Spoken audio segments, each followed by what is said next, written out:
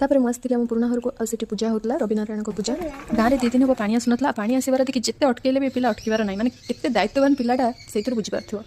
घर दौड़िकी जाई डब्बा नहीं आसी पानी भर बोली पानी भरवा केवल ना को मात्र एसबू हूँ पानी में खेलवाई बाहाना। अच्छा टी कहल पिलादिने तुम भी या भाया मिछ बाहाना कर पानी में खेलीच कि नहीं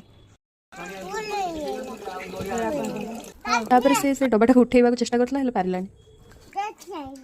ता सहित टिके लगिला परे मु पळै आस्थिली मामू घर को सेठी आसी मामू घर गार्डन में देखला बेलू गोटे पूरा टिक्की गछरे आंब होईची और गोलाप फूल बहुत गुड़ी फुटीला। रेड रोज तो मत बहुत पसंद आ ये होचंती मो अजामामांकर 2 जण गेल्ला नाती साई और राम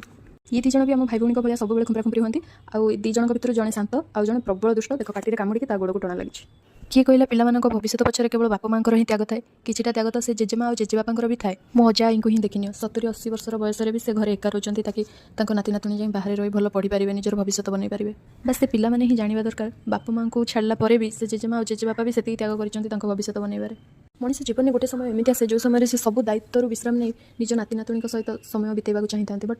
सब घरे से पॉसिबल हो पारे